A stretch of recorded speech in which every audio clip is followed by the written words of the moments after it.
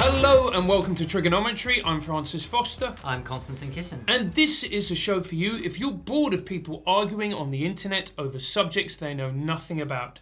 At TRIGGERnometry, we don't pretend to be the experts, we ask the experts. Our fantastic guest this week is the deputy editor of Spiked magazine, Tom Slater. Welcome to TRIGGERnometry. Thanks so much for having me.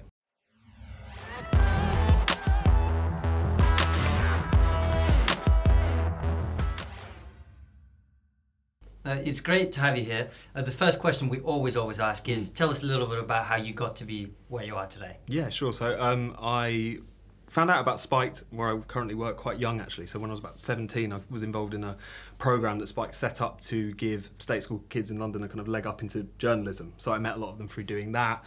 And basically just kind of kept in contact. Originally I got into kind of cultural journalism, things like that, but slowly over the years got more and more interested in politics, got more and more kind of radicalised. And I think especially my kind of experience at university, insofar as looking around for what sort of politics I'd like to sign up for and not really finding much of interest on either left or right, Spiked increasingly seemed to make a lot of sense to me and seemed to be something I wanted to be a part of, basically. And for those people who don't know Spiked, who haven't encountered it, what is Spiked and how could you sum up them politically? So I think our political bent is really, we come out of the left and yet increasingly find ourselves raging against the left, which I think actually a lot of people increasingly are finding themselves, insofar as some of our kind of foundational principles are things like freedom of speech, which I know we'll be talking about, democracy, the idea that societies that are constantly striving to produce more and to produce a kind of higher standard of living for everyone is something that's is something that should be the main goal, and yet increasingly it feels like the left are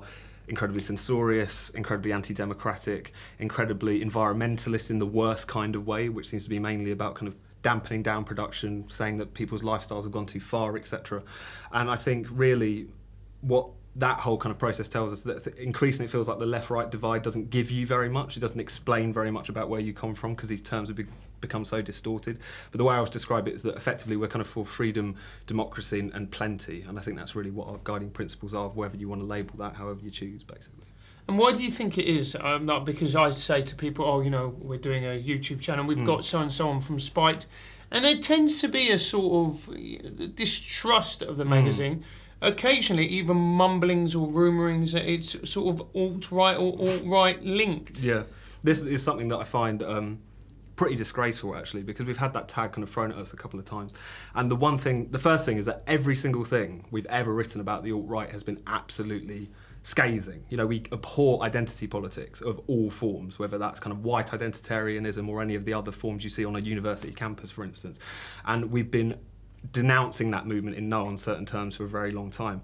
And I can't work out whether the way in which that label is thrown around is just willfully malicious or it's just incredibly ignorant, because historically we've always been pro-immigration, pro-universalism, the idea that racial boundaries, gender boundaries, all these things should kind of melt away.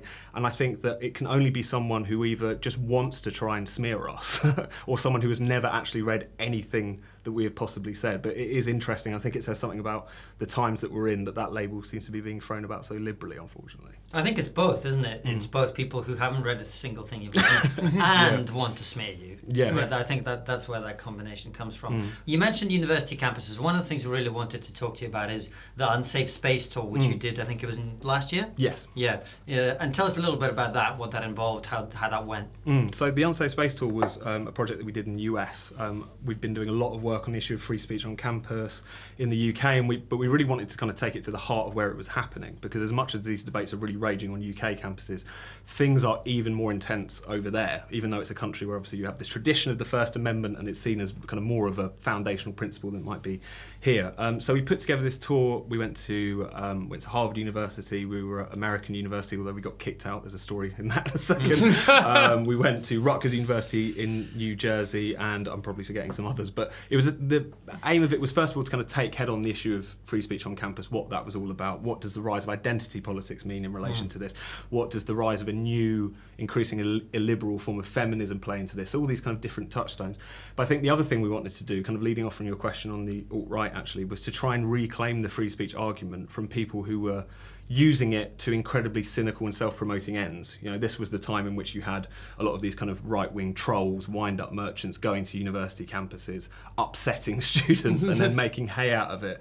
And one of the really unfortunate things that was going on, particularly in the US, was that the debate about freedom of speech just became a left-right culture war. And if you were in favour of freedom of speech, it's because you wanted to basically shout obscenities at minorities, as one phrase took it, and that the left were entirely just these kind of snowflakes who had no idea what free speech was. It's not really like that. So we got together this series of speakers who we felt really excelled at kind of putting the kind of liberal to libertarian to even progressive case for freedom of speech. So along with our own Brendan O'Neill, who spoke at a couple of events, Stephen Pinker from Harvard spoke, a guy called Camille Foster spoke on our identity politics panel, Mark Liller, a few others. And so the whole aim of it really was to try and be upfront in sort of tackling this problem of censorship, of protests against speakers people dislike, identity politics, etc. But to do it in such a way that drew out what we think is some of the more important arguments for it, which I think are classically liberal and even progressive, which at that particular time seemed to be almost entirely absent from the debate, it felt like. I mean, why is it, do you think, that the right wing, you know, the moment you talk about freedom of speech, everybody goes, well, you know, that's just, you know, that's just right wing people. When, you know, and a lot of people would say that there's no problem with freedom of speech, particularly in this country, when you compare it with, I don't know, Venezuela, China, whatever else. Why do you think people associate freedom of speech with the right wing? I think the first thing is to say that it feels like, broadly speaking, the kind of censorship on a kind of state level, as well as the sort of censorship you see on a university campus, just because of the way things are at the moment, it tends to be people either on a campus, could just be anyone who's kind of, you know, to the right of centre, effectively finding themselves being censored because of the political culture on most university campuses. And then I think, broadly speaking, I think people think of censorship ultimately as something which is reserved for far-right nutcases and racists, you know, and that is... There's some truth in that. But nevertheless, I think the other aspect to it is there has been this profound kind of confusion as to, first of all, the fact that if you censor anyone in any circumstance, that there is a point at which that will be used against people you happen to agree with. And I think we're seeing that play out in relation to some kind of old feminists finding themselves on the receiving end of censorship, etc. But the other thing I think is the sort of historical illiteracy of it, really. It doesn't really take much for a political culture to change. And if you kind of create the means through which what are deemed to be extreme views can be snuffed out either by the state or by, by campaigns or by university administrations or whatever, it won't be long until those same tools are used against you. And I think what's kind of interesting about kind of even characters on the kind of US alt-right or at least alt-light is they're increasingly kind of getting people shut down. You know, James Gunn, this guy who was directing the Guardians of the Galaxy series, effectively a bunch of kind of alt-light journalists dug up his old tweets and got him sacked because this dynamic, say on social media, where things you might have said, jokes you might have made in the past that were offensive can be used to effectively get you sacked, that cudgel can be swung by the other side just as easily. So I think I think it's a combination of where the political culture is at the moment, but also, unfortunately, just an incredible kind of short-sightedness on behalf of a lot of left-wingers these days, it feels like. Well, that's what I always say on that issue, is like,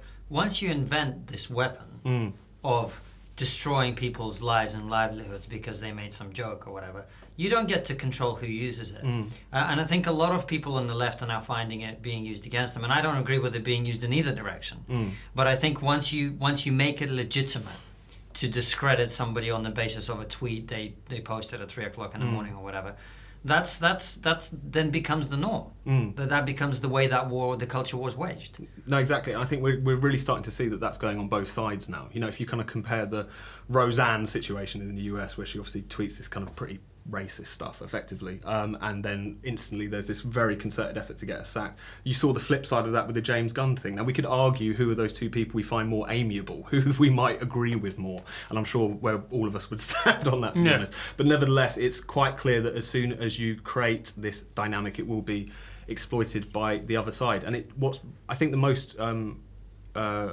irritating thing about all of this is the fact that it's often people who claim to be very radical, who claim to be about kind of really challenging the consensus, etc., who are very keen on censorship.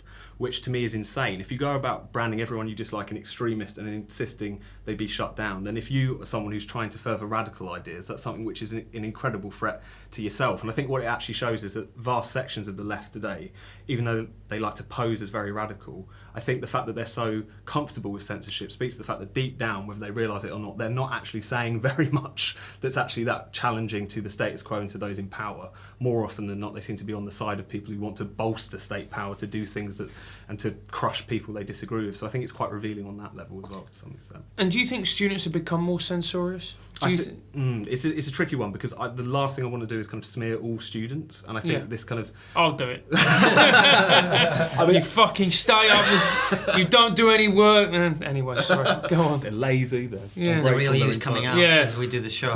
Yeah, I know. The UKIP, mate. I think it's definitely...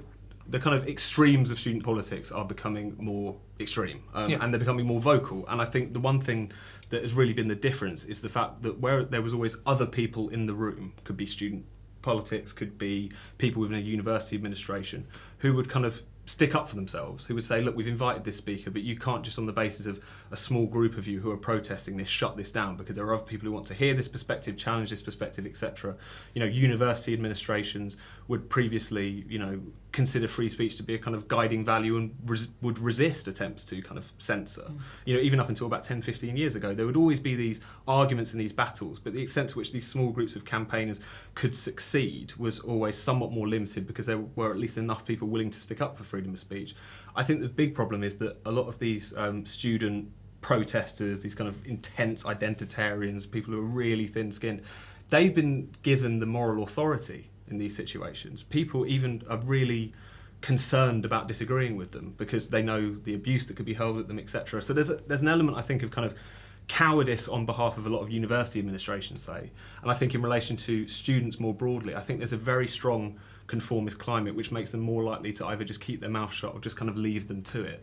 So I think that whilst these people have always kind of existed, I think the big change now is, unfortunately, there's just so little pushback against them, and I think that has allowed them to kind of chalk up more wins insofar as censoring people, but also for their ideas to become more and more strange and more extreme, because there's no one really in the room to kind of temper and challenge them, it feels like. So what you're saying really is not the students have become more censorious, it's that the silent majority has become increasingly more silent. I think so. I mean, you do start to see those things changing. I mean, because a lot of the work that we've been doing, particularly in the UK, has been directly with students. We've run kind of tours of universities, working with students to set up debates before. We've worked with them on developing our university rankings, which we've done over the last 4 years, which looks at free speech policies, etc. And there is a growing number of them, of left, right, and neither, who are increasingly appalled by this, and they kind of recognise that a lot of this really holds them in contempt in particular, because if you go around saying that we can't have this speaker on campus because it will hurt you, it will effectively either hurt you psychologically or you might be stupid enough to be won over by it, people are really reacting to that in a kind of visceral way. And I also think because of the fact that the bar for censorship on campus has been getting lower and lower. I mean, up until about 10 years ago, it was really only about kind of far-right nutcases that this debate was had out.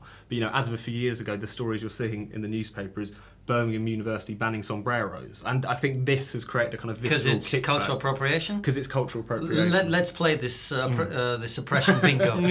What are some other examples of things that have happened? I'm trying to think. So there's a lot around fancy dress, which is quite interesting. Also cultural appropriation? It's a strange mix of cultural appropriation and cultural insensitivity, I guess. So just telling people they can't dress up as gangsters, telling people, which I don't know. Because that's offensive to gangsters. That's offensive to gangsters, etc. I mean, they're never that is definitely a minority group. There needs a lot of protection. Well, exactly. No one's really speaking up on their behalf. But I think with the gangster thing, that's what's interesting about a lot of these kind of calls to censorship. I mean, I don't know who they've got in mind when they say that, but it's almost like the thing about when people are obsessed with this cultural appropriation issue is that they actually reaffirm stereotypes in a strange kind of way. They're suggesting this will be, offensive to XYZ group. I think it's the thing that really makes not so much laugh but worry, I guess, is the fact that you've even had. It seems like so many kind of people in student unions who obviously do the lion's share of this kind of censorship on campus, they almost have so little self-awareness that you have ridiculous situations like no gangster costumes, or things that we've been seeing recently over the last couple of years, which is free speech societies, for instance, being blocked from being set up. And I think my favourite example was a couple of years ago at the University of Oxford, where a bunch of students got together in response to the kind of censorious climate on campus and wanted to start a free speech magazine called No Offence. and it was banned from the Freshers' Fair and reported to the police. And I think that's just, I think goes to show the fact that so much that we see on campus, it's so ridiculous that it's often tempting, I think, whether you're a student there or actually just looking on to think, why does it matter? But I think actually it speaks to how unchecked a lot of this has gone, because we're not even talking about things that anyone with a modicum of common sense would think were a problem anymore. It's really gotten that bad, it feels like. I mean, how much of this is students, overreacting? And let's be fair, we were all 18, 19 at one time. None of us would ever probably, if asked, ever want to have a conversation with ourselves at 18, 19.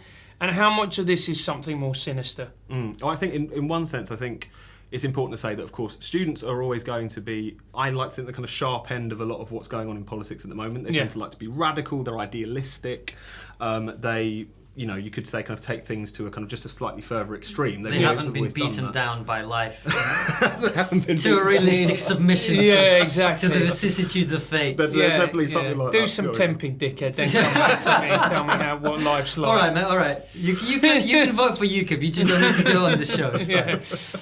Not that there's anything wrong with voting for UKIP, by the way. I think that's definitely part of it, and I think the issue is that, of course, there's a generational element to this. It's quite clear that there is a cohort, you could see it from kind of millennials onwards down to the kind of younger generations, who have been socialised into a climate which is very hostile to freedom of speech.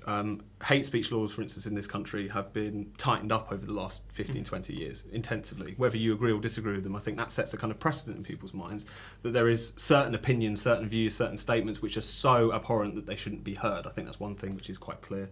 I think there's also the question of kind of multiculturalism as a kind of policy of government, insofar as not multiculturalism in relation to diversity that everyone enjoys and everyone most people are relaxed about, but the kind of idea that there are very distinct cultural and even racial groups who have certain ideas, and that it's kind of rude to discuss them, to challenge them, or to kind of assume that we might, through talking with each other, kind of develop a kind of common forum. That's been an idea that I think a lot of young people have been fed, and I think makes people very nervous and more likely to cry Islamophobia when there's a discussion about religion, etc.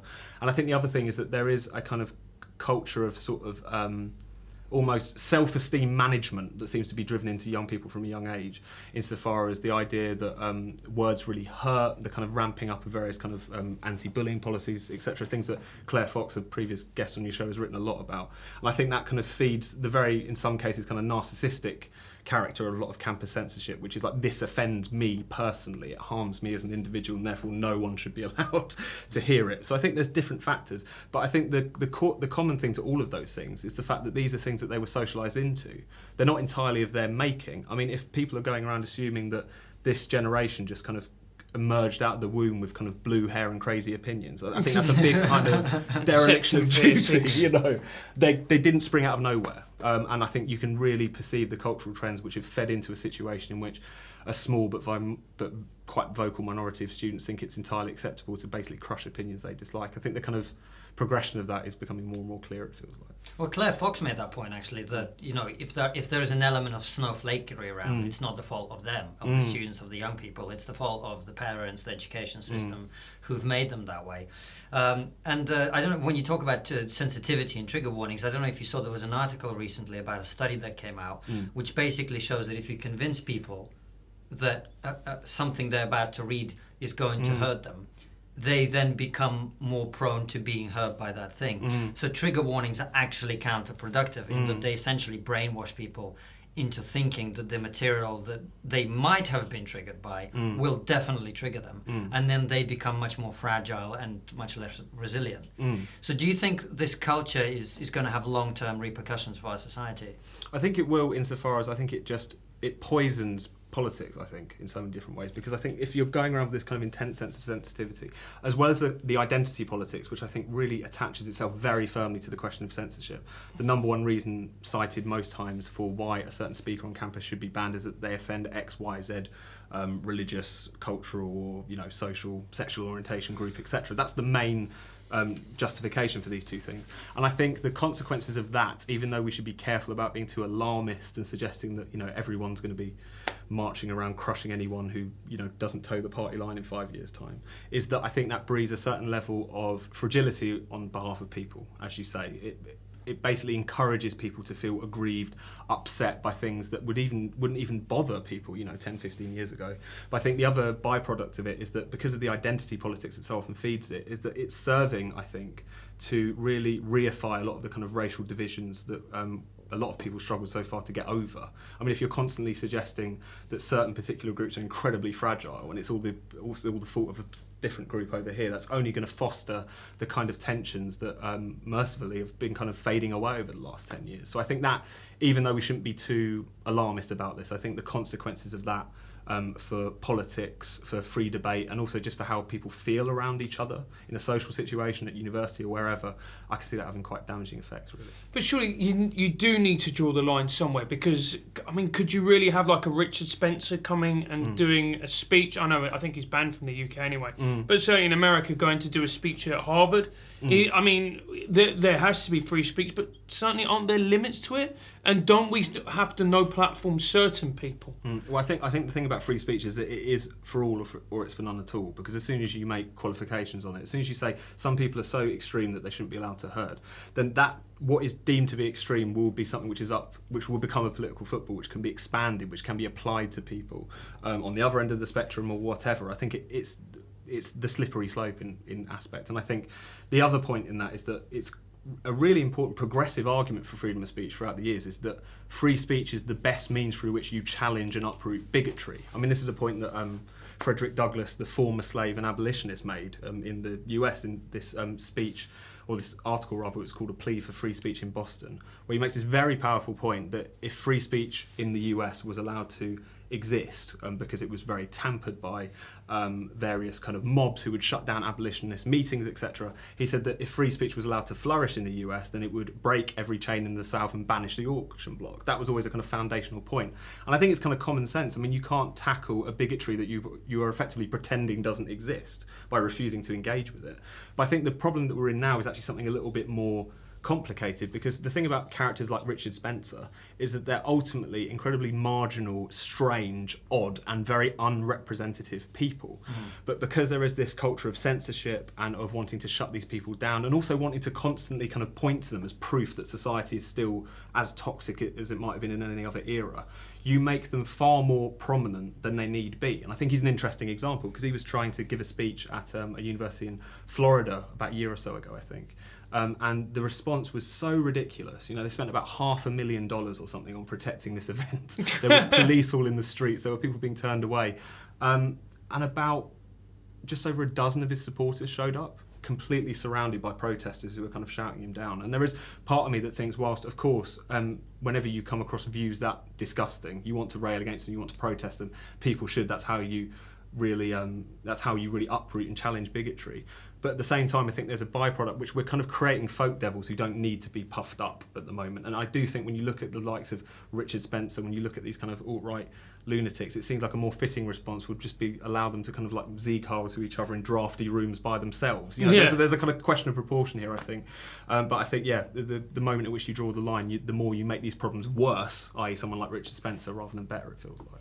Well, let me imagine for a second if I was a progressive censorious student. The counter-argument that I might put to you would be, over the last 20 years, the kind of things that it's acceptable to say to somebody have changed, right?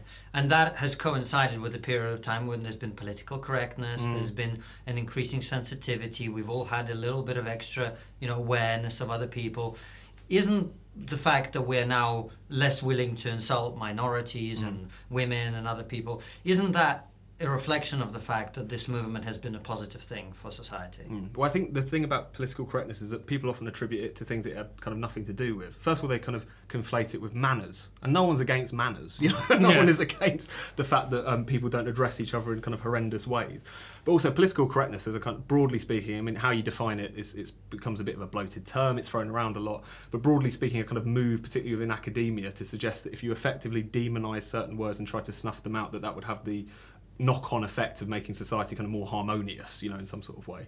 I think effectively tries to take credit for a process of integration, of anti-racist activism, of society slowly becoming more at ease with itself, and kind of give it to people in the ivory tower. You know, the fact of the matter is the reason people don't shout racial obscenities down the streets at people is not because of the fact that some academic went around shushing them. You know, it's because views have changed. Certain groups have been considered, who have been considered beyond the pale for a long time, but nevertheless have been successfully shown to be as toxic as they really are, and people are more integrated, people are more relaxed around one another, etc. So I think the thing about the political correctness thing is that it's trying to basically claim credit for a process of change and anti-racist activism and just society becoming more and more integrated, which I think it really had nothing to do with, and in its current form I think is actually driving more division than it is actually kind of alleviating it, insofar as making things so hypersensitive, so over the top, microaggressions, etc., that actually I think have the opposite effect, which is to make people feel more nervous around engaging people who aren't like them,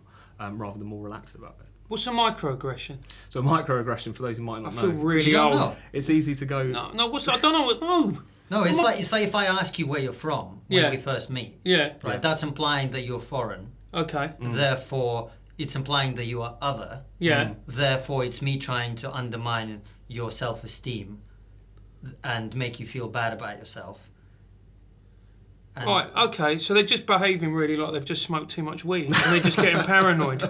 There's a huge element of paranoia to the Is it? microaggression. Yeah. I mean, it's the sort of thing where, to me, if you were being really cynical about it, you would say it's the problem where it feels like as increasingly society becomes more kind of egalitarian, you have to find more and more small things to be upset about. I mean, some people refer to it as like the kind of St. George in retirement syndrome, where he slayed the dragon, now he's got to go around slaying smaller and smaller animals, you know. mice and other rodents. Exactly. Lizards. So there is a bit of that to it, but effectively it kind of comes down to this question of, you know, some universities in America have even kind of drawn up lists of things that you shouldn't say to an ethnic minority person, where you're from being one of them. Some of it is things that you could say are kind of like clumsy with a kind of racial tinge to them, telling someone who's black that they're very articulate, you know, things like this, which we could all say are a bit awkward, a bit unpleasant, not always said with the malice that some people would like to attach to them, but also things that I think broadly speaking people can kind of challenge and deal with in a sort of friendly situation. But then in the US in particular, there's been some universities which have drawn up lists of them. I think they're quite corrosive, first of all because of the fact that what it's effectively preaching is a strange kind of racial etiquette, that you should treat people not naturally as you would treat any human being, but that you would adjust your behaviour in order to treat them in a particular way and with kid gloves. And I think that's pretty patronising and kind of strange. But I think the other thing it does is that it's kind of, microaggressions are actually a pretty useful example of how identity politics actually reifies racial differences, because on one university campus, I think it was the University of California, which campus I forget, some of their microaggressions including saying things like America is a melting pot and I don't believe in race, because that was deemed to be incredibly insensitive to someone who might be still experiencing oppression, etc. So I think it is ridiculous, and thankfully it's not quite as widespread, particularly in the UK, as it is in other parts of campus life. But I think it's actually quite a useful example of how racial differences, racial tensions on some sort of level are kind of being ginned up again by people who claim to be in favour of the opposite, it feels like.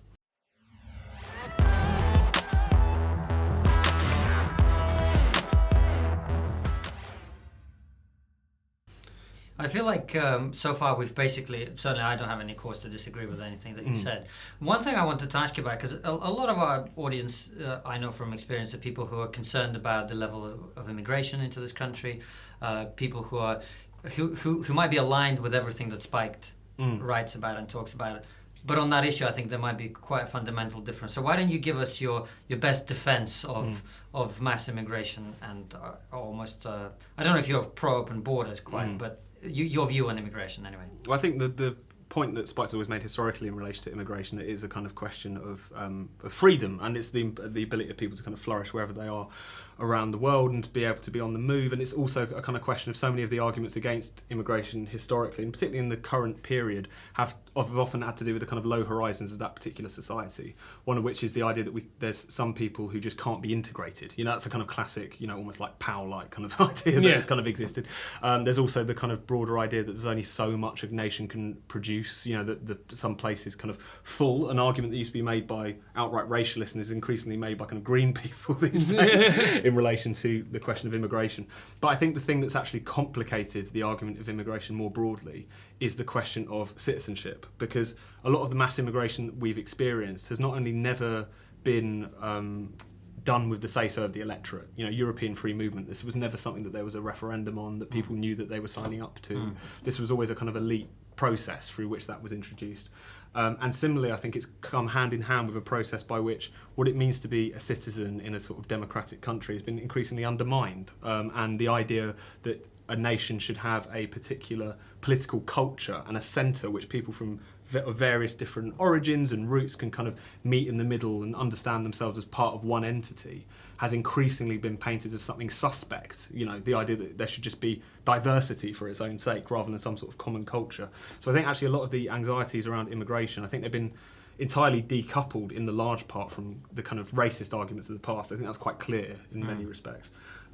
Concern about immigration is maintained, largely speaking, over the last few years, even as racial animus continue to tumble. That's exactly it, isn't it? Yeah. Actually, people's hostility towards immigrants has been dropping rapidly at the same time as concerns about immigration levels have been rising exactly. quite quickly. And to me, that's a fascinating argument, which brings us straight on to Brexit, which is something that we because this will go out a few weeks from now, we have no idea who's going to be the Prime Minister of this country, who's going to be the Foreign Secretary, is there going to be a Brexit, is there not going to be a Brexit? But one of the things, and we've talked about it so much on the show, is that as an immigrant myself to this country, how frustrating I find that the argument about Brexit has been confused as an argument about xenophobia and racism, when I think it really is very little to do with that. Yeah.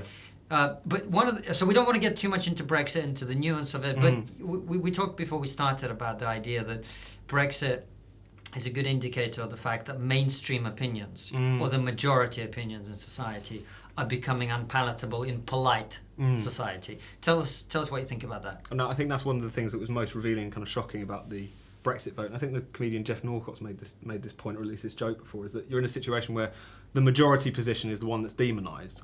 That's really weird. Because again, the whole idea of, say, free speech, for example, is kind of prefaced on the idea of the fact that the mainstream can look after itself.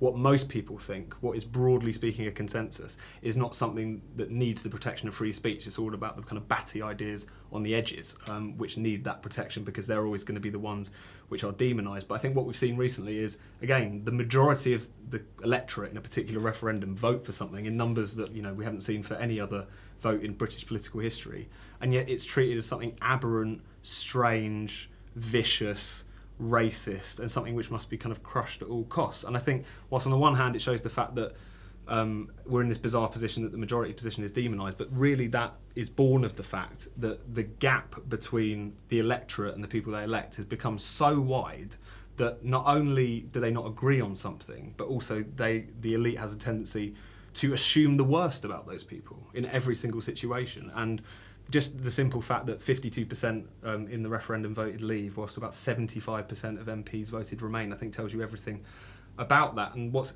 been even more shocking about the kind of post-Brexit vote situation is the fact that you would think that given there was this huge blow to the political class's authority, all of the main parties advocating remain, the country voting leave, that would force some kind of reassessment for them to think maybe we're not in touch with the people who vote for us, maybe there's something that we're missing about people wanting more control over their own lives and their own societies. The sneering actually got worse and it got more explicit and it got more extreme, and it's been going on like that for over 2 years now. So I think what that bizarre situation we find ourselves in, where the majority position is demonised, is largely a product of the fact that the elites have been becoming ever more distant, it feels like, from the public, and increasingly not caring about that fact. And I think that's really, aside from the question of how and if and when Brexit is actually implemented, is the broader issue for our democracy that we need to try and bring back together, because I think that's really sort of what the next story is, in effect.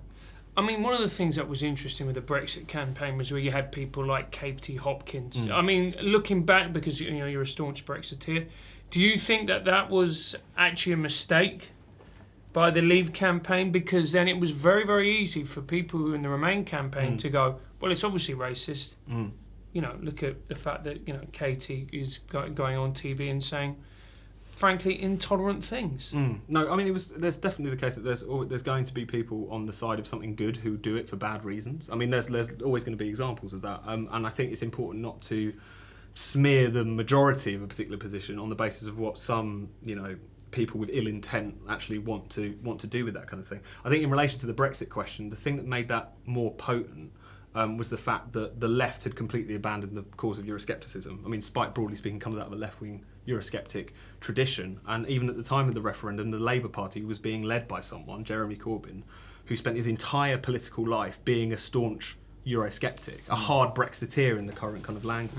And the fact that even various kind of commentators, people who write for, newspapers, who had previously been of that kind of left-wing Eurosceptic hue, abandoned it because they effectively lost their bottle. And I think they gave in to this very specious argument that just because you so happen to agree with someone like Katie Hopkins on this one particular issue does not mean you are tainted by that. But I think, unfortunately, just by dint of their own kind of cowardice, they effectively abandoned the field. And that made it so much easier for people to say, well, look who's on that side. That's what that side is all about. But I think that, again, with the referendum campaign, one of the best things to come out of it is that people in voting Leave, and even people who voted Remain, given you see the number of people who still think it's something that should be implemented and whilst they might be concerned about it, know that must be done, is that I don't think they bought into that kind of guilt by association. And I think the result kind of proves how the attempts to do that really don't wash with most people. I think they see right through it. You know what troubles me with this whole Brexit conversation? It's the fact you're going home, mate. Yeah. Russia's not in the EU, mate. It is as far as I'm concerned, mate. Try. Goodbye. Yeah. You know what troubles me with this whole Brexit thing is we actually had a meeting with some, I'm not going to name names, but we had a meeting with someone who I really respect, who both Frances and I voted Remain, and she voted Leave. And we were talking about what we're doing, the show, whatever, and she was like, well, you guys are Remainers, I'm a Brexiteer. And I didn't say anything at the time, but I actually thought that is an incredibly unhelpful way that we talk about each other, because I'm not a Remainer. I voted to Remain. But that doesn't make me an identity of a person who is Remain. I'm not out there campaigning to reverse the referendum or whatever people put to that label.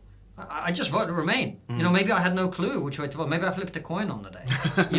How do you know that I'm a Remainer? And what does it mean that you're a Brexiteer? We've got these rigid identities. Now, what if I change my mind? What if I suddenly go, Brexit is a great idea. We'll send Francis back to Venezuela. Right?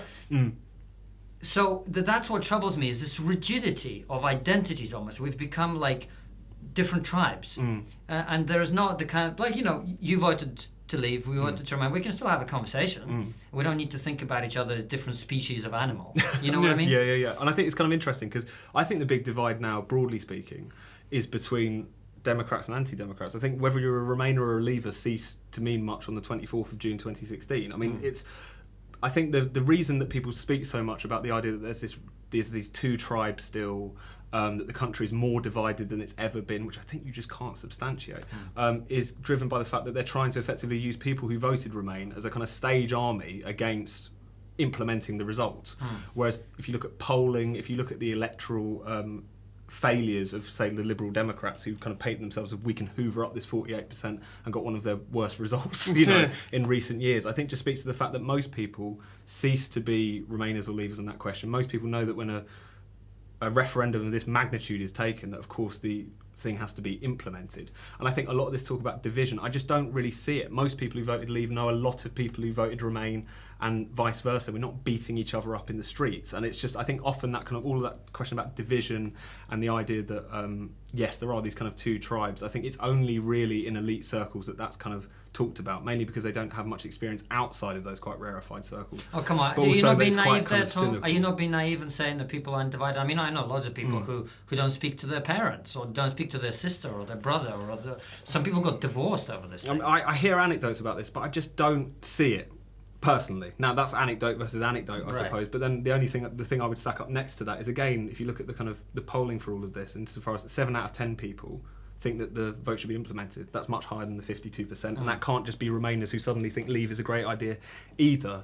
And I just feel like there's a tendency, particularly on the kind of continuity Remain campaign side, to present the what is effectively a very slim part of the population as actually far bigger than it actually is. And I think this calls for this talk about division just plays into that too neatly. I'm not saying that people didn't have these issues over Brexit. I'm sure it did happen in certain circles, but on the extent that it's being talked about, I just don't really buy it, I guess.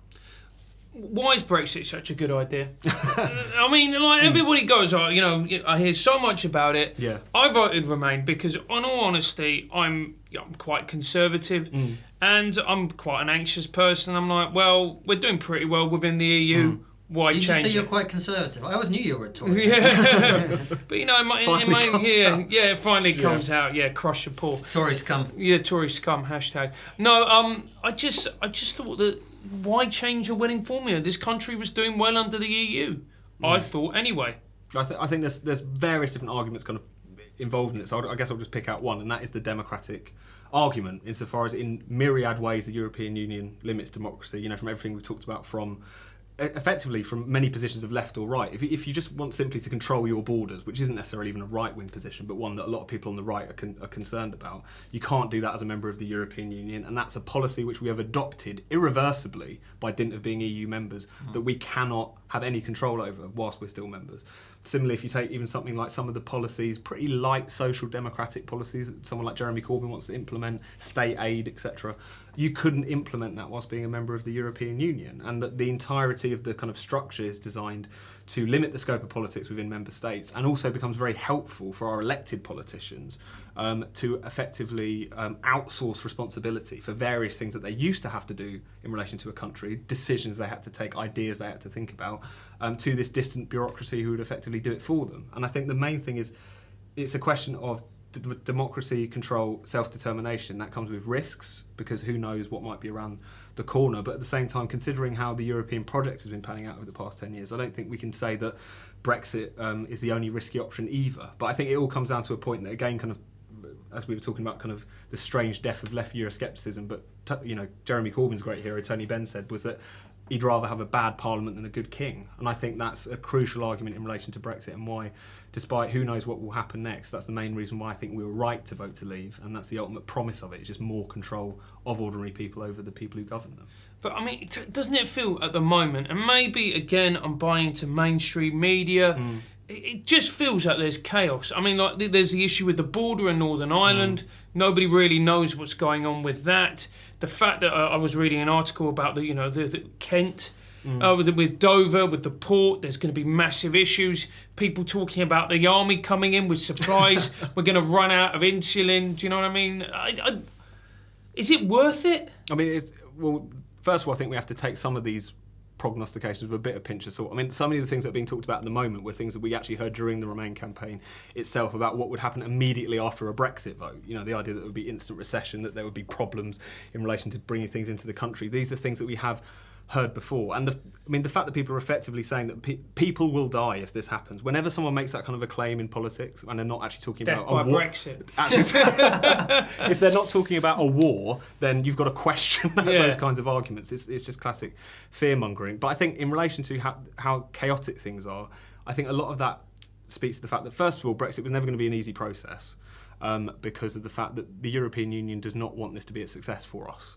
Their main concern is not even their own economic self-interest, it's holding the project together.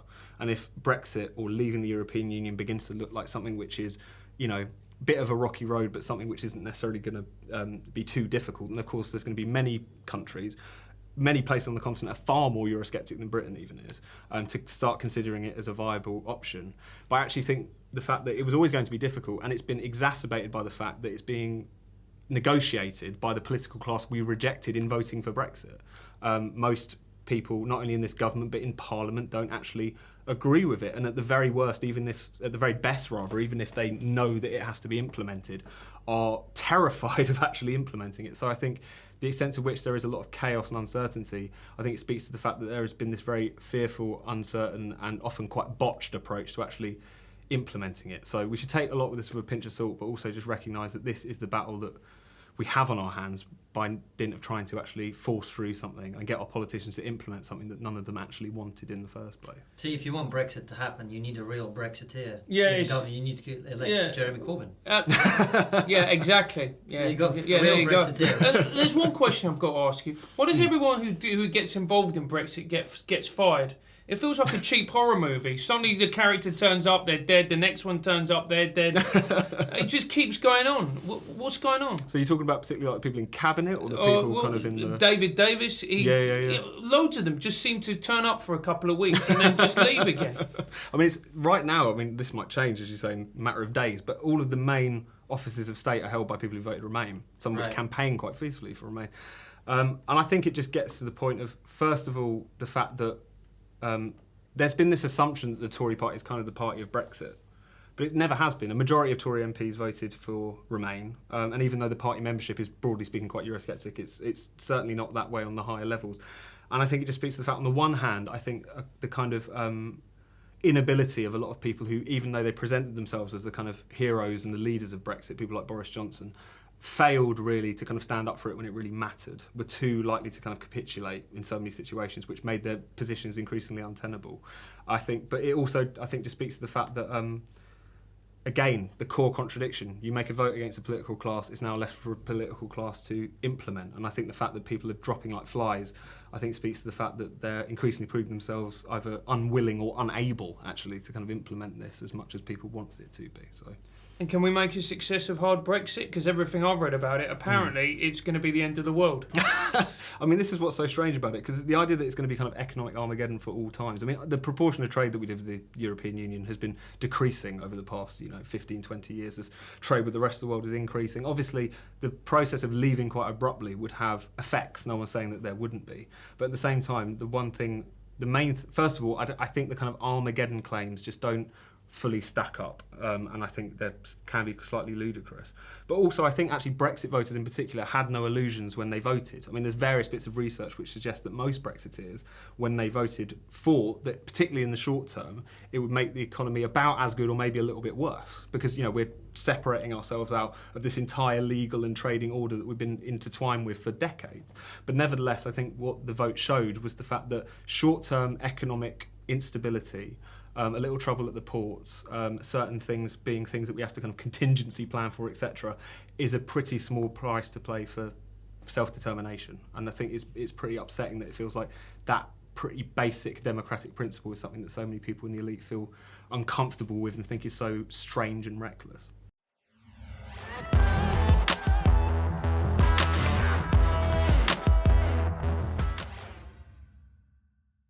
All right, well, let's move on a little bit. I wanted to ask you, you've debated Ash, is it Sarkar? I can't remember. Sarkar, yeah. Who recently made headlines because she went on the Piers Morgan, Susanna Reid show and talked about how she's literally a communist. What do you make of the rise of this kind of new socialism in the world where, for me coming from Russia, I mean, I personally see no difference between someone saying I'm literally a communist and saying I'm literally a Nazi. To me, there is no difference. Between those two ideologies are responsible for a similar number of deaths in the world. Communism probably has claimed more lives, actually. Certainly in my country. What do you make of the fact that it's perfectly normal now for people to go on TV and go, yeah, I'm a communist? It's luxury communism. Luxury communism. Yeah, that's what they call it these days. Yeah. Which is a new rebrand. I think it actually speaks to I think the fact that people are selling T-shirts with "I'm literally a communist" on them. People are going on, Good Morning Britain and declaring themselves communists. It just effectively underscores the death of communism.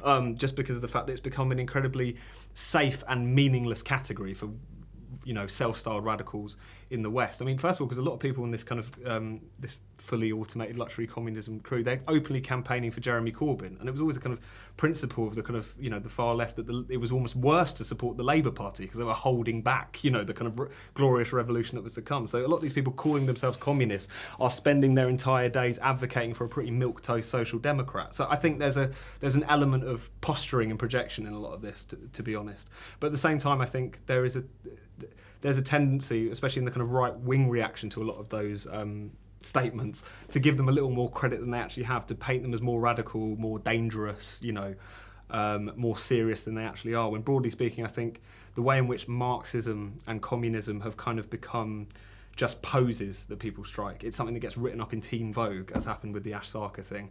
I think speaks to the fact that it's Lennon's just become... favourite publication.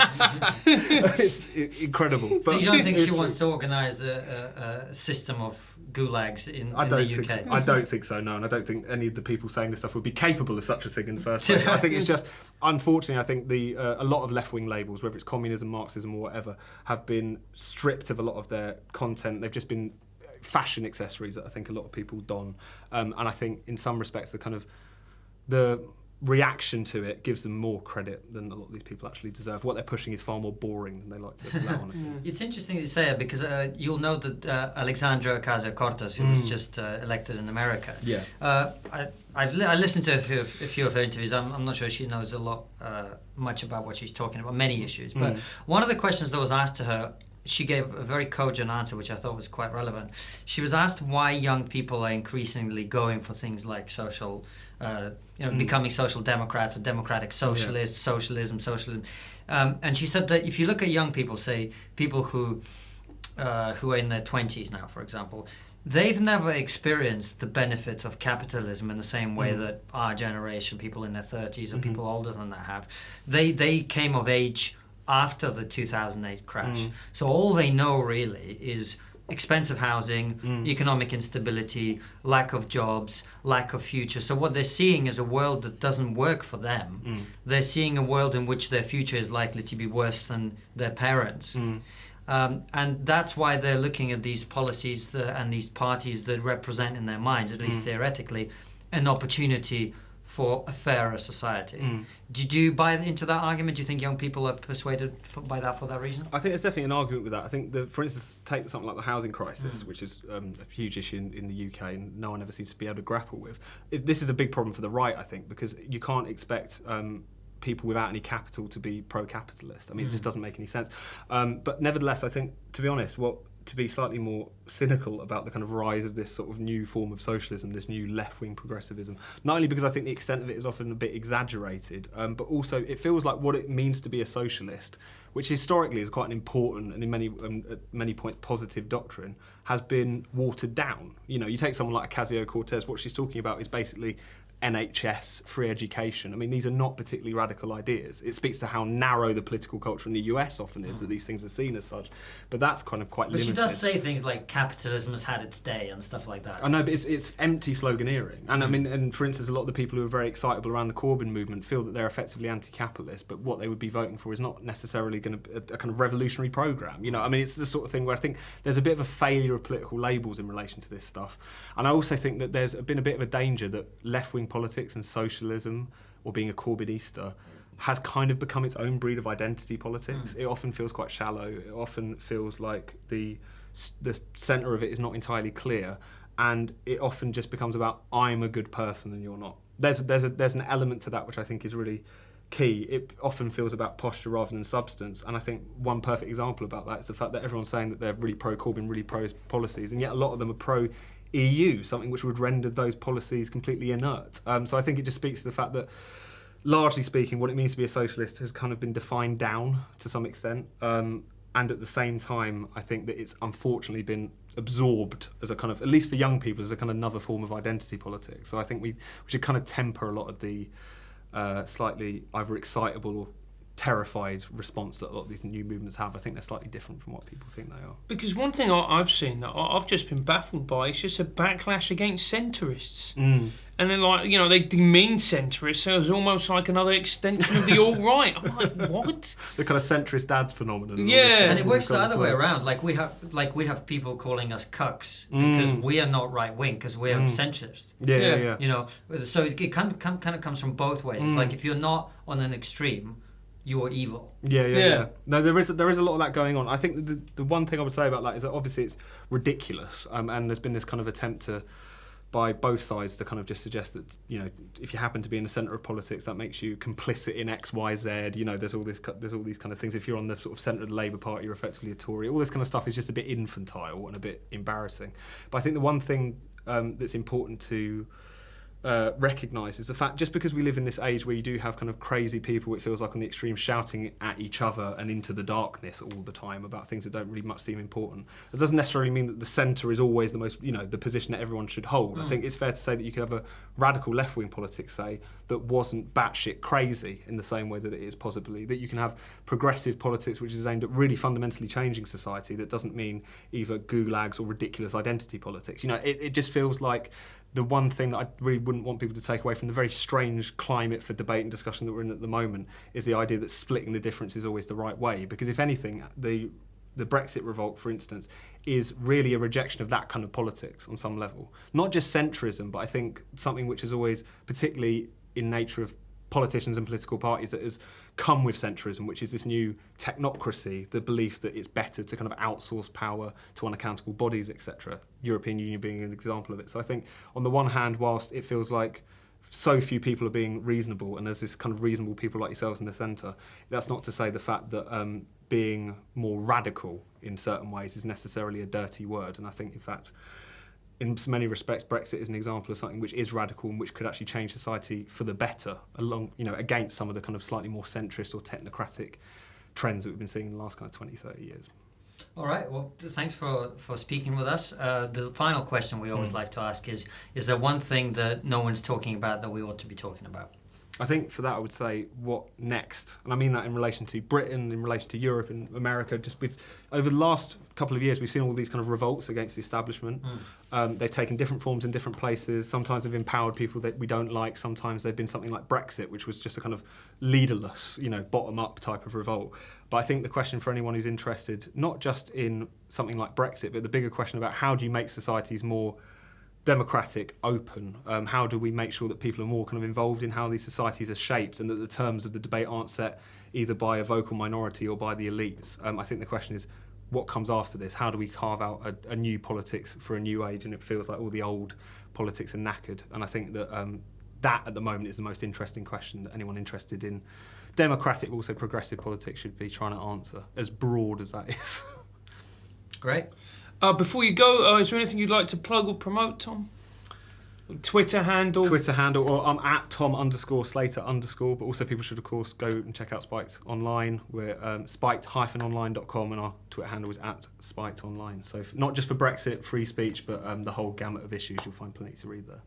Cool. Brilliant. And I'm at Konstantin Kissin on Twitter. I'm at Failing Human. And if you enjoyed this episode, as always, subscribe to our YouTube channel. And most importantly, if you've already subscribed, click that bell right next to the subscribe button to make sure you get notified every time we release a video. Thank you very much for tuning in, as always, and we'll see you in a week's time.